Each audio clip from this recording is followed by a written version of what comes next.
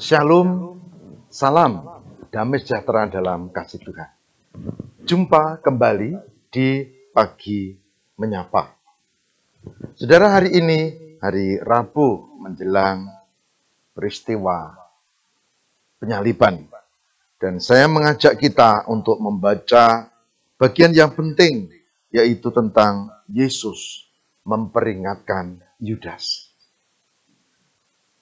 Yohanes 13 ayat 21-30, yang demikian firman Tuhan. Setelah Yesus berkata demikian, ia sangat terharu lalu bersaksi, "Aku berkata kepadamu, sesungguhnya seorang di antara kamu akan menyerahkan aku." Murid-murid memandang seorang kepada yang lain. Mereka ragu-ragu siapa yang dimaksudkannya. Seorang di antara murid Yesus, yaitu murid yang dikasihinya, bersandar dekat kepadanya di sebelah kanannya. Kepada murid itu Simon Petrus memberi isyarat dan berkata, "Tanya, siapa yang dimaksudkannya itu?" Murid yang duduk dekat Yesus itu berpaling dan berkata kepadanya, "Tuhan, siapakah itu?" Jawab Yesus, "Dialah yang kepadanya aku akan memberikan roti. Sudah aku mencelupkannya." Sudah berkata demikian, ia mengambil roti, mencelupkannya, dan memberikan kepada Yudas Iskariot, anak Simon Iskariot. Dan sudah Yudas menerima roti itu, ia kerasukan iblis. Maka Yesus berkata kepadanya, "Apa yang hendak kau perbuat, perbuatlah dengan segera." Tetapi tidak ada seorang pun dari antara mereka yang duduk makan itu mengerti apa maksud Yesus mengatakan itu kepada Yudas. Karena Yudas memegang kas, ada yang menyangka bahwa Yesus menyuruh dia membeli apa-apa yang perlu untuk perayaan itu, atau mencari apa-apa kepada orang, memberi apa-apa kepada orang miskin. Yudas menerima roti itu lalu segera pergi. Pada waktu itu hari sudah malam. Demikian firman Tuhan yang berbahagia barang siapa yang mendengarkan firman Tuhan dan memeliharanya. Amin. Saudaraku yang terkasih di dalam Tuhan, ada yang menarik dari ayat 21. Dikatakan, setelah Yesus berkata demikian, ia sangat terharu. Terharu adalah perasaan yang biasanya positif. Saya terharu ketika ada seorang pasien di rumah sakit dan yang nunggu itu anak kecil. Ternyata suaminya stroke di rumah. Kakaknya bekerja sampai sore dan dia si kecil ini yang nunggu ibunya. Saya terharu. Begitu cinta kasih seorang anak yang masih kecil, ya kira-kira kelas 4 atau 5 SD. Dan dia tidak masuk sekolah karena menunggu ibunya.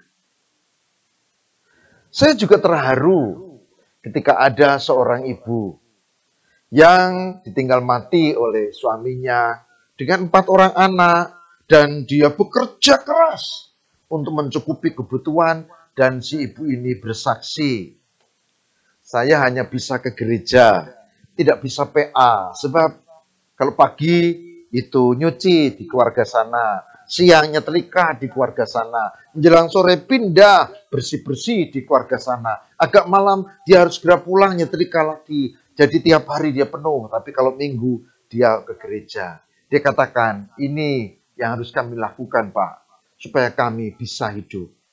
Dan terharu sekali. Seorang ibu yang berjuang mati-matian untuk anak-anaknya. Saudara, terharu biasanya hal yang positif. Tapi dalam ayat ini kita menemukan terharu dalam arti yang negatif.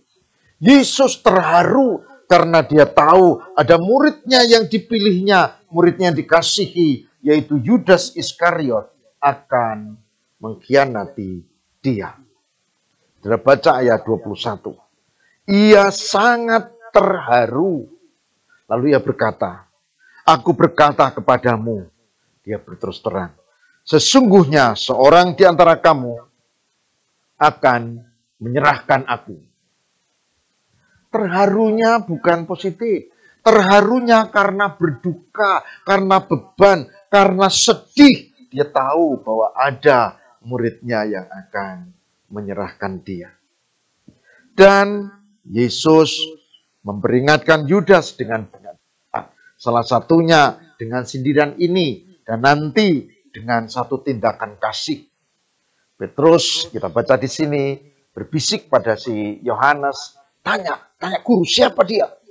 Dan betul, ayat 25, murid yang dikasih itu berkata, "Tuhan, siapakah dia yang akan mengkhianati engkau?" Dan Yesus menjawab, "Dialah yang kepadanya aku akan memberikan roti." Saudara, melayani makan, memberikan roti, itu dilakukan oleh orang yang menghormati yang diberi. Itu juga dilakukan sebagai tindakan cinta kasih. Dan itu dibuat Yesus pada kali terakhir kepada Yudas. Tapi Yudas dikatakan di dalam Alkitab, ia kerasukan iblis. Ayat 17. Dan orang yang kerasukan iblis, meskipun dikasihi, meskipun dicintai, meskipun diingatkan dengan banyak cara, orang yang kerasukan iblis itu seperti orang tidak sadar, dia tidak merasa, dia tidak mengerti kasih, dia tidak peka terhadap tindakan itu. Dan kita tahu Yudas melakukan rencananya untuk mengkhianati Yesus. Tipikal orang yang menolak Yesus adalah dia fokus pada kepentingannya sendiri, dia fokus pada apa yang dia inginkan, dan dia tidak mau mendengar apa kehendak Allah. Yudas Iskariot lakukan itu, dan Yesus yang sudah tahu, lalu dia mengatakan di ayat 27, dalam bahasa Jawa namanya nglulu ya. Nglulu itu ya wis kono. Nek arep bolos loh. Nek arep metu nyambut gawe metu. Nek ora sekolah sisan. Nah, gitu. Itu nglulu. Dan Yesus mengatakan, apa yang hendak kau perbuat, perbuatlah dengan segera. Tapi lagi-lagi Yudas tidak merasakan kerasukan iblis. Dia pikir malah disuruh. Sepertinya malah dapat legitimasi, pengesahan, aku entuk iki berarti. Lalu dia pergi. Dan kita tahu sejarah di dalam Alkitab, secara suci, Yudas mengkhianati guru Yesus dengan 30 keping perak. 30 keping perak adalah upah buruh kasar. Dikatakan dalam Alkitab. Sebetulnya ini tidak terlalu besar nilainya. 1 keping perak, upah buruh kasar 1 hari, 30 keping perak ibaratnya, ya kita dapat bayaran sebagai buruh 1 bulan. Itulah harga Yesus, murah kali ya. Tapi inilah yang terjadi, Yudas yang kerasukan iblis. Saudara, apa yang kita pelajari dari firman hari ini? Yang kita pelajari adalah ada peringatan untuk orang yang menjauh dari Yesus. Saya, saudara, kita semua, Yudas juga. Dengan kasih, Yesus memperingatkan supaya Yudas tidak meneruskan kejahatannya. Maka, cepatlah untuk sadar apakah saya merasakan teguran Tuhan supaya saya tetap berbuat yang baik. Poin pertama. Poin kedua, orang yang dirasuki iblis, fokusnya pada iblis. Tipikalnya begitu. Kalau saudara saya dirasuki iblis, meskipun kita masih Kristen, ya kita akan menolak Yesus. Oleh sebab itu, cara terbaik adalah membina relasi kita dengan Tuhan. Ada doa, ada perenungan, ada membaca firman Tuhan ini, supaya kita tetap fokus pada Yesus, apalagi di tengah pergumulan dan kesulitan. Poin terakhirnya, saudara. Bukan sekedar kita peka pada peringatan Tuhan. Bukan sekedar kita membina relasi dengan Tuhan secara benar. Tapi dikatakan di sini bagaimana kita harus berbuat dengan tepat. Berbuat untuk hidup dalam kesetiaan. Ayat yang ke-29 dan 30 itu diungkap, dipikirnya Yudas itu penuh kesetiaan karena dia pemegang kas. Wah, ini mau hari raya Paskah, mungkin dia akan beli sesuatu, akan memberi pada orang lain yang membutuhkan. Dia pikir Yudas seperti itu. Ayat 30, Yudas menerima roti itu lalu pergi. Hari itu sudah malam. Malam, gelap. Karena kegelapan selalu dilakukan biasanya pada waktu gelap, pada waktu malam. Poin penting yang terakhir yang saya sebut adalah bagaimana kita memiliki kesetiaan di dalam Tuhan.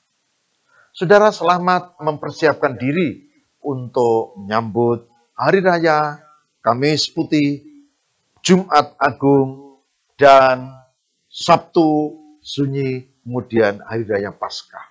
Siapkan dirimu, ingat, hari ini 3 hal penting yang kita lakukan. Peka terhadap teguran Tuhan, setia, dan membina relasi dengan Tuhan. Tuhan berkati. Amin. Mari kita berdoa. Tuhan, kami belajar tentang 3 hal hari ini. Bagaimana kami peka terhadap teguran kasih dari Tuhan ketika kami jauh. Bagaimana kami harus membina relasi yang benar dengan Tuhan supaya tidak dirasuki iblis. Dan bagaimana kami setia dengan tugas yang sesungguhnya Tuhan berikan melalui hidup kami masing-masing yang setiap orang berbeda. Semoga Tuhan memberkati sehingga kami semua yang mendengarkan perenungan di pagi ini ada dalam kasih dan penyertaan Tuhan. Terima kasih ya Allah. Inilah doa kami.